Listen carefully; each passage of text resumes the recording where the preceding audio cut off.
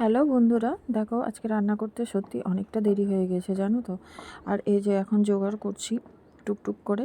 তো দেখো কেশর জল ভিজিয়ে নিয়ে কেশর দুধ ভিজিয়ে নিয়েছি। আর এখানে পুটলিতে করে রেখেছি গোটা গরম মশলা। তো আজকে কিন্তু আমি করব ভেজ বিরিয়ানি আর পনিরের তরকারি। কারণ অনেকটা দেরি হয়ে গেছে আর এত ঠান্ডা পড়েছে না যে কি বলবো। রান্না করতে ইচ্ছা করছে না, এরকম একটা ব্যাপার। তো সয়াবিন, আলু আর পনির দিয়ে আমি ভেজ বিরিয়ানিটা করে নিব। মায়াপুর থেকে যবে এসেছি তবে থেকে না ভেজ বিরিয়ানিটার প্রতি একটা আলাদাই আকর্ষণ হয়েছে আমার।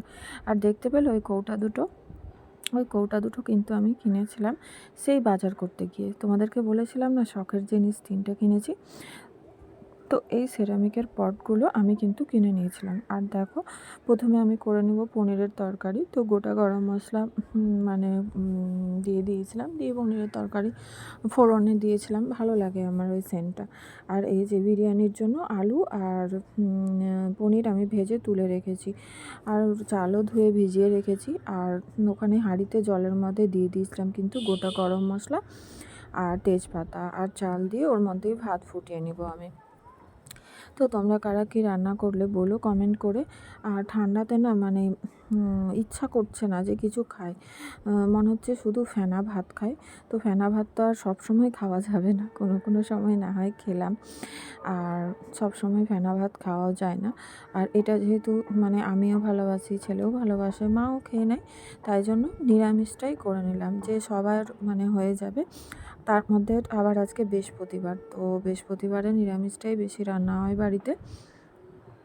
তো দেখো আমি কিন্তু অত ইয়ে করে দমে দিইনি, এমনি স্বাভাবিকভাবেই দিয়েছিলাম, কিন্তু খেতে সত্যি খুব ভালো হয়েছিল জানো তো। এমনি সবই দিয়েছিলাম, কিন্তু অত নিচে তেল মাখিয়ে ঘি মাখিয়ে মাখিয়ে পেপার টেপার দিয়ে আমি অত করে করিনি। বাড়িতে যেমন করে হালকা ফুলকা সেরমভাবেই রান্না করেছিলাম, কিন্তু খেতে খুব সুন্দর হয়েছিল। আর দমে বসিয়ে দিয়েছিলাম আমি 20 মিনিটের মতো। আর সব দিয়েছিলাম, কেওড়া জল, আতর মিঠা আতর, গোলাপ জল, ঘি, সবই দিয়েছিলাম, যা যা দেয় আর কি সবই দিয়েছিলাম। তো তারপরে আর কি গরম গরম খেয়ে নিয়েছিলাম, খেতে ভালোই লাগছিলো। তোমরা কিভাবে করো বলো আমাকে। মাঝে মাঝে যখন ভালো করে একদম একদম প্রফেশনালভাবে রান্না করি তখন নিচে ওই পেপার টেপার দিয়ে করি, কিন্তু আজকে ইচ্ছা হলো না। আর আজকে এত ঠান্ডা আর অনেক বেলা হয়ে গেছিলো, মোটামুটি আমার 11টা বেজে গেছিলো রান্না চাপাতে জানো তো। তারপর এদিকে তরকারিটা মনে করো যদি ভাতের রেট হয়ে যায় তখন আবার পরে খুব মুশকিল, তাই জন্য ধীরে সুস্থে রান্না করা এটা একটা ব্যাপার। আর রান্না হয় মাত্রই তো ছেলে গন্ধে বললো আমাকে খেতে দিয়ে দাও, তো ওকে আমি খেতে দিয়ে দিচ্ছিলাম।